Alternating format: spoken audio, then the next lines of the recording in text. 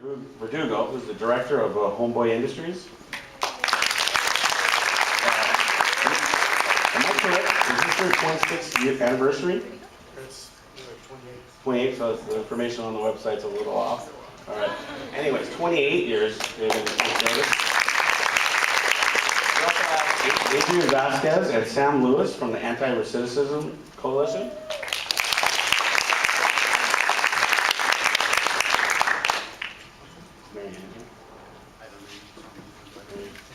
Okay, so those are, gentlemen are going to come up here and speak right now.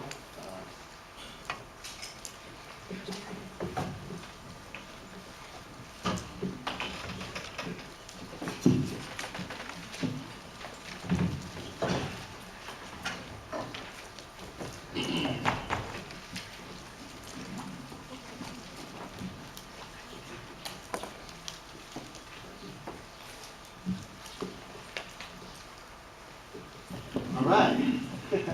Do we want to just... Yeah, here you go. Just start off and go with your presentation. Hi, my name is Hector Verdugo. I'm the Associate Executive Director of Homeboy Industries. Just so you guys know, Homeboy Industries was founded in Boyle Heights in a little church called Dolores Mission. And nestled in a big ass projects of Aliso Village and Pico Gardens, Pico Aliso. And at the time, it was the biggest housing projects west of the Mississippi. And Father Greg, who just came out of, he's a Jesuit priest, just came out of Bolivia, asked to be in the parish, the poorest parish in Los Angeles, and they sent him there. And you know, as I read in Celeste's book, and you know, I'm not from that projects, but hearing stories as I've been in Homeboys almost 10 years now, you know, he got to just look at the problems that were going on in the community. And during that time, it was like in the 80s, and crack was a big old thing, and gangs. I mean, that neighborhood right there, those huge projects had about 8 gangs in them. Like they were warring. I think it was like seven Chicano gangs and 1 African American gang, and it was chaos. I remember as a kid, you know, listening to you know, people saying, "Nah, don't go over there. Those projects they're full of just drugs, gangs, and everything." Not that my projects weren't, but it was different. It was a little different because of all the different gangs that were warring with each other. And crack again was huge, and the bridge over to downtown LA, and they just had a lot of money. Those gangsters had a lot of money, which meant a lot of guns and a lot of gang turf war and stuff. So it was pretty crazy. You can imagine a priest coming into that and seeing shootings and hearing the senoras, you know, help us, you know, and you know, from what Father Greg says, that it was just, I need to get out there and see what's going on. And you know, during that time, it was, you know, all-out suppression with LAPD. They didn't know what to do with this, so they were, you know, I think it was Crash, and during those times, I remember I was a kid, you know, joining gang, you know, being in my neighborhood, and seeing all the craziness with LAPD also.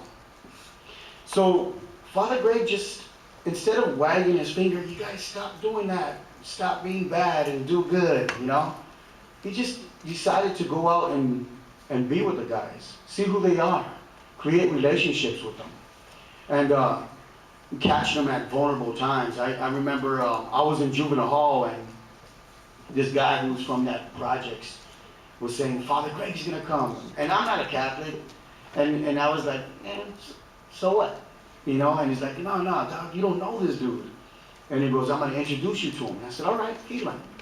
And then I remembered where, you know, the projects are at, cool. So I remember meeting Father Greg as a little kid, and "Hey, what's up, you know, how you doing?" You know, I was like, "What? This dude sounds like my uncle or something, you know?" He's a white dude though, you know?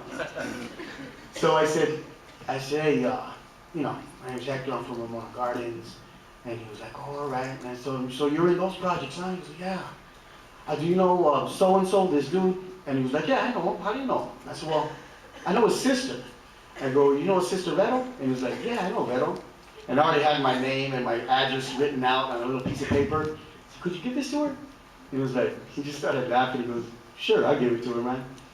And then like 2 weeks later, I got a letter from this girl. And it said to me like, wow, this dude's seen me. You know, I know that's nothing to a lot of people, but when you don't have nothing, you know, we didn't have parents, we didn't have no one who saw us.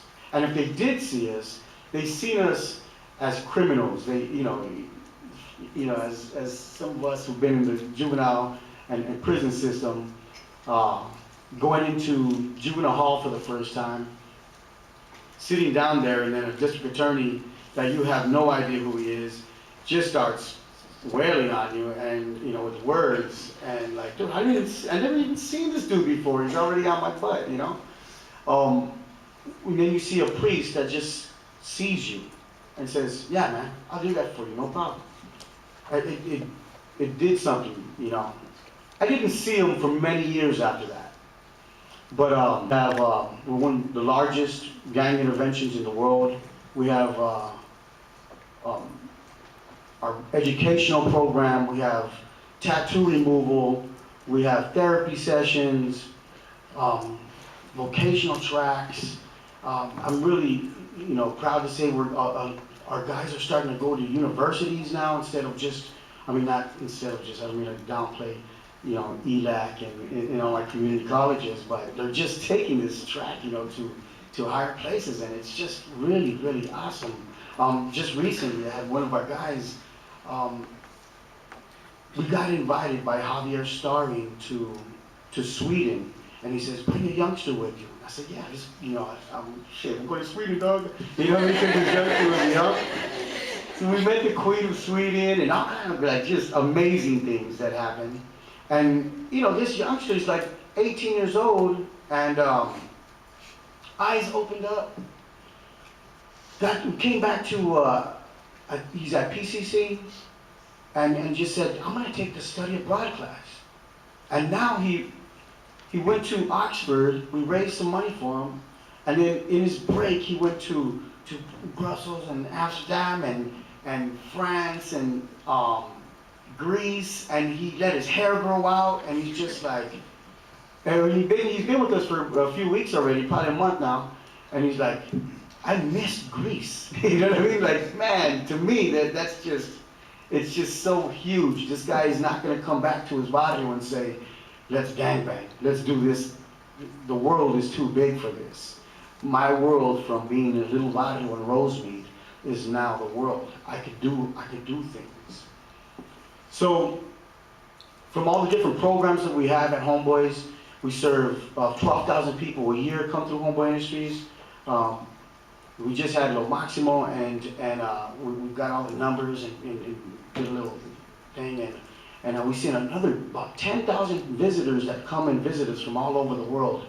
So it's really, I'm really happy to be a part of this organization that's doing such great work.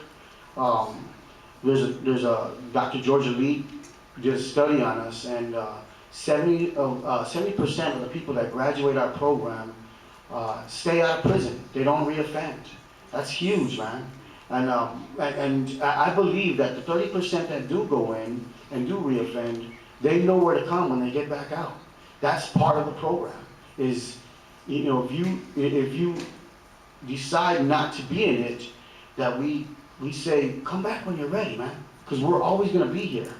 And if they're not, I always say, if they're not dead, or if they're not in prison for the rest of their lives, they will come back, because they feel the love, they feel the, you know, that ripple effect of Father Greg to the staff and everybody that's at Homeboys. When you come here, and I invite all you guys to come and check us out, and be blown away by a bunch of cholos hugging. You know what I mean? Hugging each other and embracing, and you feel that love in that building and beyond, man. So there's more to say, but I'm gonna pass it on to my brothers right here. Thank you.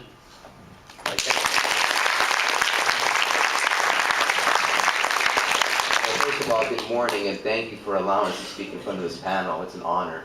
My name is Adrian Vasquez. I'm the intake specialist and also the job developer at the Anti-Recidivism Coalition. Ransom is my co-worker, the senior life coach, Sam Lewis. And it's a pleasure.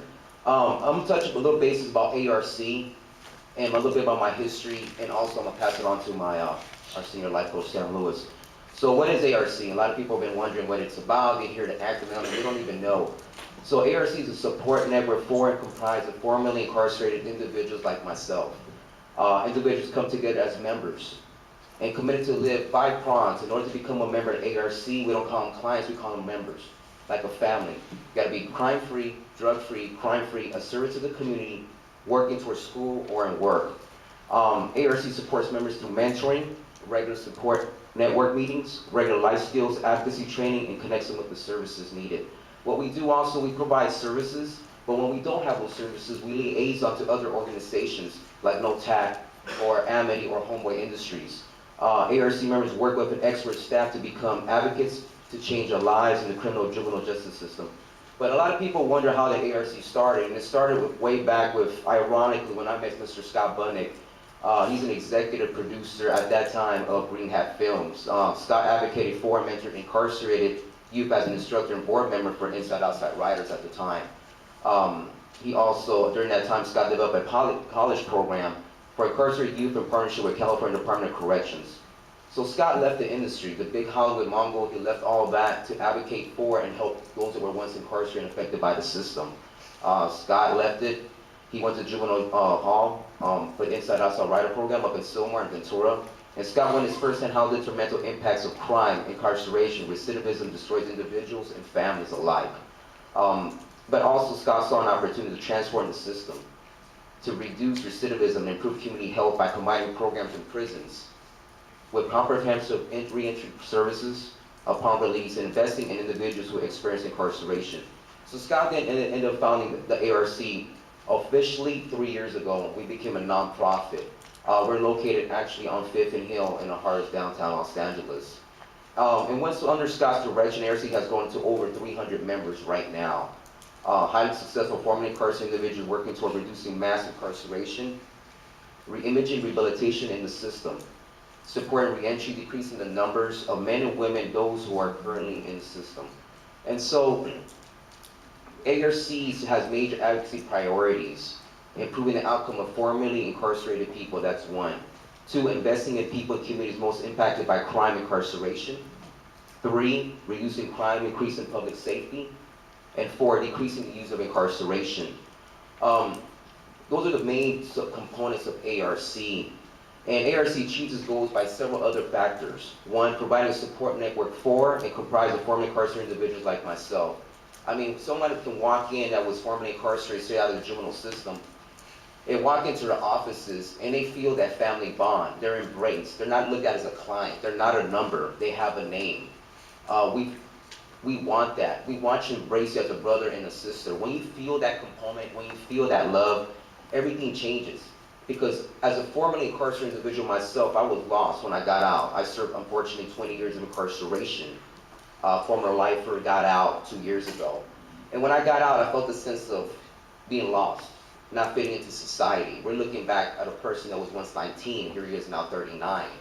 And when you feel that lostness, you don't know where to go. For the first 2 weeks, I actually wanted to go back. As crazy as that sounds. I just know I was blessed to be out. But when I found ARC, I met Scott and the staff and everyone else, and especially the members. That is the key core, is the members itself. They say there's a saying, no steel sharpens steel, and it's exactly right. So they uplifted me and helped me mold into what I've become. And I'm still like a little rock, being shine and polished like everyone else. So through that, I was able to enter the ARC, became a full-time staff, and I got accepted at Cal State LA and Cal State Long Beach. And so I'm still deciding which one to go to. I know Robert don't like that. But that's just a story of mine, and there's many stories alike of people formerly incarcerated who step out of those walls and find themselves lost. And so we also provide several factors, and so in order to produce that, and so we have an employment factor. We work with we have major projects in the works right now with employment for formerly incarcerated. As we all know, everyone has touched the subject about how difficult it is to get a job, the backgrounds. but we're working toward those goals. Currently, we have a good partnership with various employers who pay above the minimum wage. And that's what we want. We want above the minimum wage, get something on that resume and get going. But the end goal is a career. If it's not into college education, a trade. And that's what we're pushing for. We help support that, we mentor that, we push you forward to that. Also, we have a housing component. Back in September 2014, we were honored and privileged to be able to partner up with Mission Community College up in Sylmar. And currently we have over 24 formerly incarcerated members who are working in the school and progressing to a better life. And one thing about the job component is that anyone can get a job, but can you retain that job? There's that retention portion. Those that were formerly incarcerated, I can speak for myself. A lot of us, we get out, we have this prison mentality that there's certain norms in society within those prison walls. And we try to eliminate that and diminish that by giving you a job readiness program. At ARC, we provide that as well. A job readiness program that helps you with the soft skills, be on time, how to dress, how to talk to employer, how to write a resume, cover letters, key components that people take for granted. A lot of us, when we were previously incarcerated, we didn't even have no access to a cell phone. We have no way, even a lot of them come out, don't even have a clue how to use a cell phone. And everything now is included with the email, so we help with that also as well. And we start connecting with mock interviews and stuff like that. So we have that component, and ARC has been very fundamental and very important for many members alike. And like I said, my story was unique. I was formerly incarcerated, and this has helped me and continue to help me push forward. And now I'll pass it on to Mr. Sam Lewis. Good morning, everyone.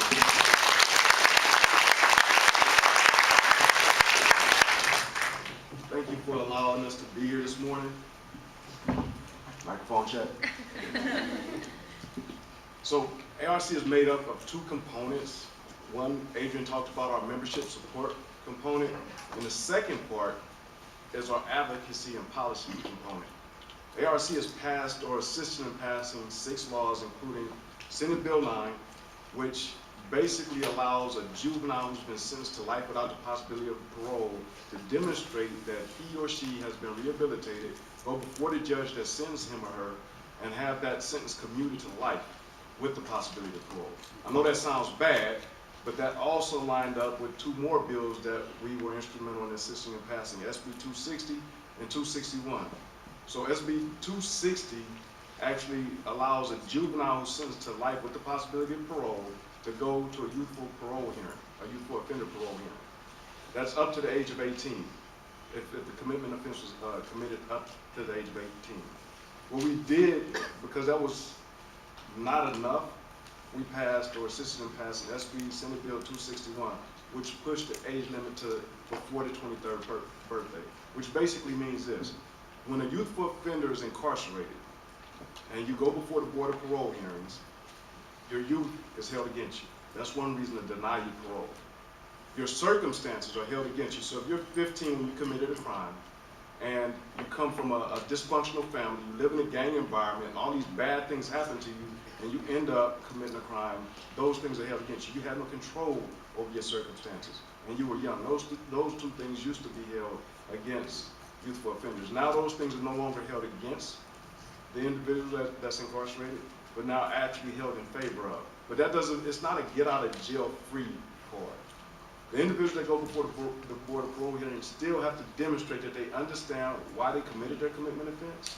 They have to demonstrate rehabilitation. They have to be able to verbally articulate that they understand what were the underlying causes for them to act or react to their situation, thereby being able to demonstrate that they're not a present threat. Our youngest SB 260 member was released about 2 weeks ago at the age of 25. He was sentenced to 25 to life. He went in when he was 15. So he's home now. He's already been to the office. He's already been embraced. We're already looking at getting him in. He finished with an associate's degree while he was incarcerated. We're looking at assisting him with going into either UCLA or USC, his choice. But just to give you an understanding of what these bills mean to over 14,000 men and women that are incarcerated in the state of California. The third bill that we passed was Assembly Bill 1276. Now Assembly Bill 1276, or I'm sorry, the fourth bill, 1276, what it does is it allows youthful offenders, instead of going into a high-level institution where there is no programming, and actually just sitting around and being caught up in a lot more drama and crime. They go to a lower level institution where there's rehabilitative programs, college programs, the anger management, all the things that a person needs to actually start working on self and changing the way a person reacts to their present situation. Now, these bills and bills that are coming forward, the key to having them pass is through our membership. So the RC's policy advocacy is informed by direct experience of our members. Our members serve as ambassadors to show policy works with the individual level and the community-wide consequence of incarceration are, as well as what is possible when formerly incarcerated individuals receive adequate investment and support.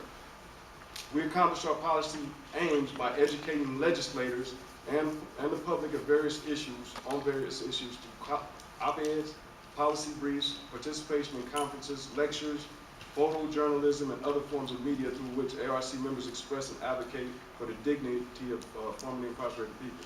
So what that really basically means, the way I say it is, Scott has access, or has created access by building relationships with different state legislators. And we go up, when we present our policy pieces as members, we might go 50 to a bus, and we share our stories. What was my experience and why I ended up committing the crime that I committed, and what happened while I was incarcerated, what I'm doing now, and what I would like to do, and how these laws can change and help me become a better person, and help the person that's incarcerated become a better person. This has been the key. Senate Bill 9, which took away life, would basically change life without the possibility for a juvenile, had been up 7 years in a row and had been voted down and did not pass by 1 vote. 7 years in a row. Our members went up and shared their experiences. And that 1 year, I don't want to make it sound like ARC just did it. This was a collaboration of organizations, a team effort. But what pushed it over the edge was members being able to go before legislators and say, hey, this is my life story. This is where I'm at now, and this is what can change if you allow me, if you give me the help that I need. So that's been the key to our policy success. Another part to our policy success is the living examples of a lot of our members. We have graduates from USC, UCLA, Loyola Marymount. We have graduates from San Diego State, all formerly incarcerated. When I say graduates, I mean these men and women have come home, enrolled in school, made the pledge to be gang-free, crime-free, drug-free, be willing to be of service to the community, in school and working and vote. We have members that are currently enrolled in various universities and striving to do different things. We have members that on a regular basis actually fly to Washington, D.C. to be able to assist with changing the policies that impact our juvenile and criminal justice system.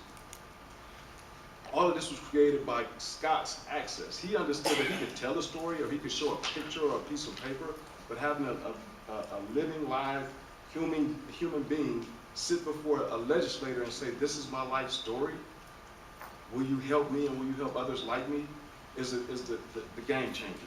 And it's been a consistent game changer. In addition to our policy network and our member support, we also have weekly programming inside downtown in our office. We have weekly support that includes our addiction support meeting, which is ran, everything pretty much is ran by our members.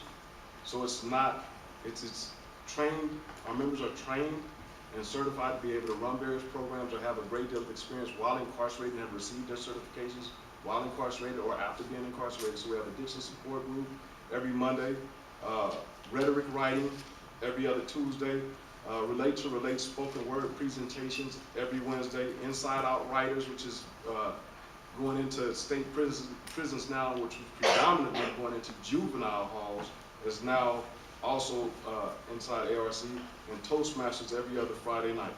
So that's our weekly programming.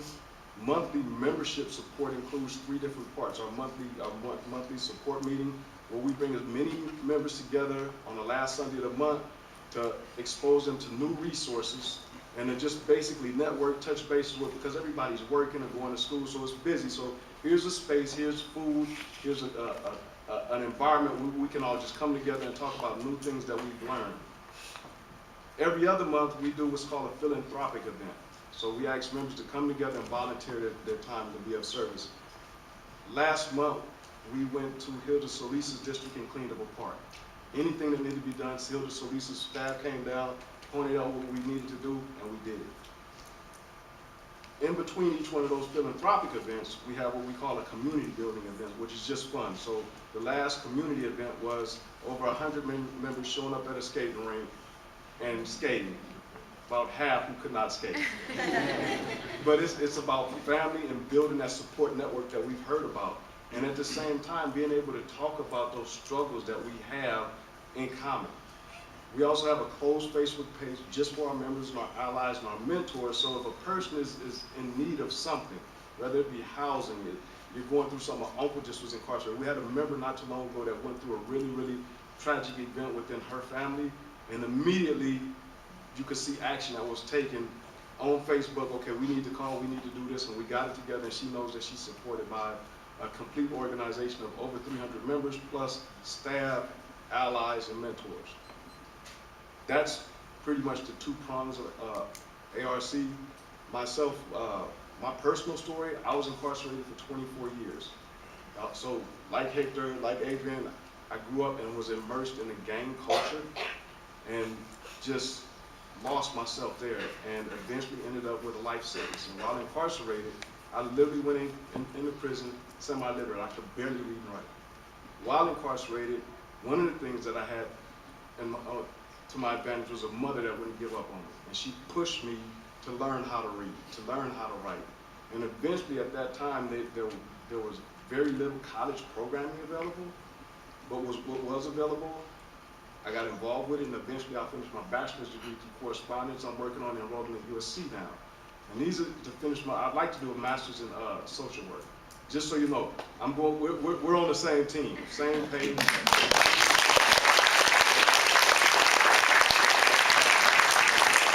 The other thing that we talked about was hope, creating hope inside of institutions. So we correspond with over 1,300 men and women that are incarcerated from the juvenile system to the adult system. In addition to that, we go into the institutions. 2 weeks ago, I went into Salinas Valley, which has one of the lowest parole rates. And we did an SB 260 and 261 workshop. We just had 7 members return from Centinela State Prison to do the same thing. All of these members, by the way, they just went into Centinela except for one on parole. And this is unheard of. Going into institutions, former life prisoners, sharing their stories, and what is possible when you come home and you have that support network with a collaboration of different organizations to just plug into and be able to move forward. So those are parts. We're scheduled to go into High Desert State Prison. We have a mentoring component that goes into Silmar Juvenile Hall, formerly incarcerated men and women that mentor young men and women that are fighting crimes, that haven't been convicted yet, but could potentially end up with life sentences or less. And basically helping them learn how to navigate the system, whether they be convicted, end up in a state prison or a youth facility, or they come home. You still have an organization that's not going to give up on you, that's not going to quit on you, will continue to mentor you your entire time. This was all founded by Scott, and he still follows the kids that 12, 13 years ago he first met in Silmar Juvenile Hall. Literally goes to visit them, pulls them out and say, are you doing what you're supposed to be doing? Are the programs here available for you? One last thing before I close. There's now in the state of California 16 prisons that have on-site professors that come from colleges and actually teach inside the institutions. Scott and the Community College Board are tasked with creating that relationship with all 33 prisons. So those are some of the ideas and some of the things that are happening as far as rehabilitation goes, that support network, and actually transforming the entire way our criminal justice system works. Thank you.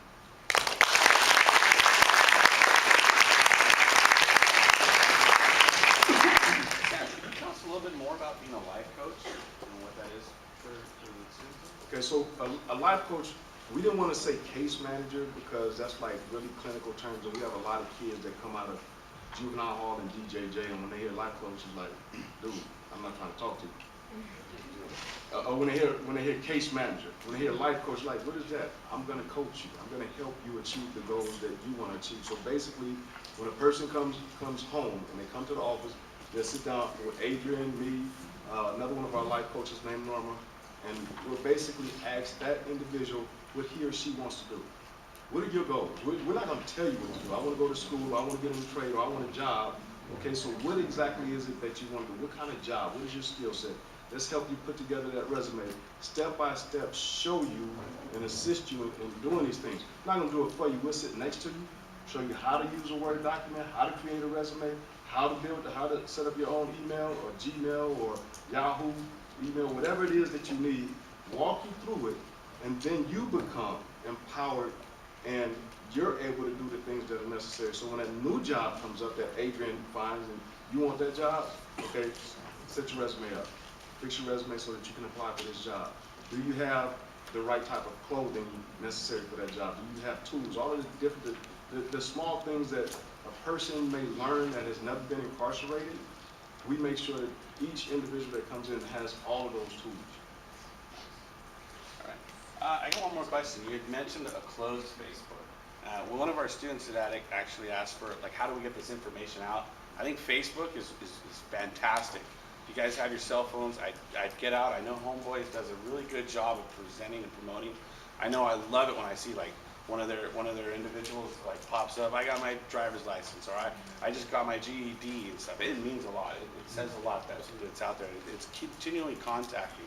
So I'd ask you guys to get out there and put these names in your Facebook page. Let them pop up and they'll come up. I know in my addiction field, when someone asks for help out there, it's like 152 people. They just pop up. Oh, you can come to arts treatment. We have this, you know, and the resources just come to you right there. It is a fantastic way to get the resources out. We're going to open it up to questions, and hopefully, you know, students are going to interact and ask some questions. I know they want to ask one quick question. Do you guys take in interns? And yes. All right. So, all right, I broke the ice. You know who to come to now. All right, thank you very much. If there's any questions, you just raise your hand. You got in the back.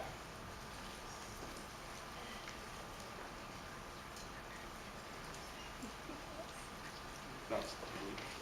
Hello, my question is for Hector. I was just wondering, are there any specific eligibility requirements for entering a program within the Homeboy Industries?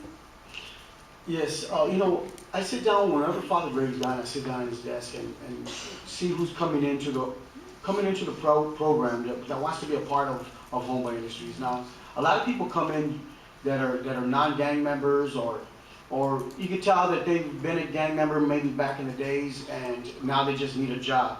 So they would come in nicely dressed, got a little resume, speak well.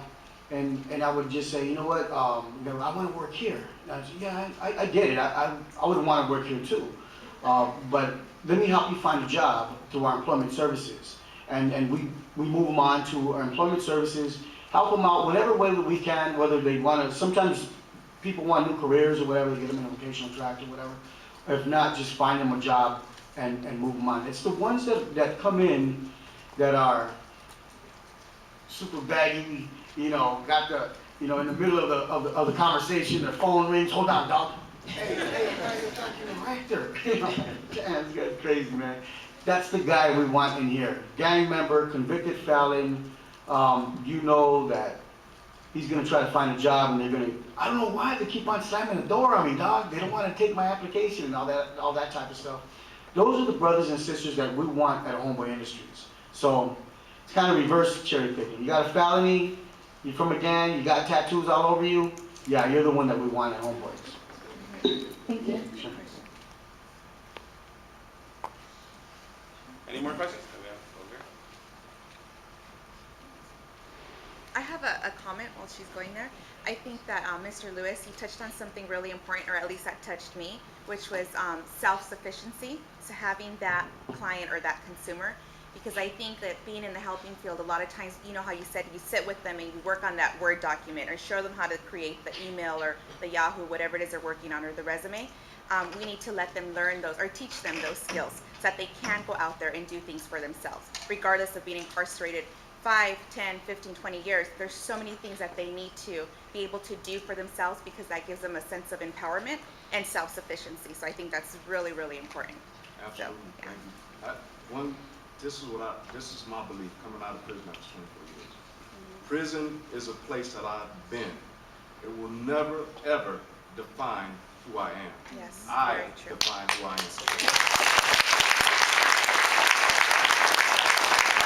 am. The question I wanted to ask you guys was, what caused you guys to change? You guys mentioned that you guys were formerly incarcerated, but I wanted to know what was the change? What was that moment where you're just like, okay, you know what, it's time for me to change? What was, you mentioned caring and love, and you mentioned the notes where it, Right. So, you know, as I grew up in a home where, you know, from my grandfather, my father, my mom, all my aunts and uncles, gang members, heroin addicts. I looked forward to, as a kid, when they would come out of prison, that I would get their shirts and their pinta jackets and stuff, you know, and, you know, hook them up so that they fit me. That was the norm. Violence, domestic violence, drugs, just craziness, man.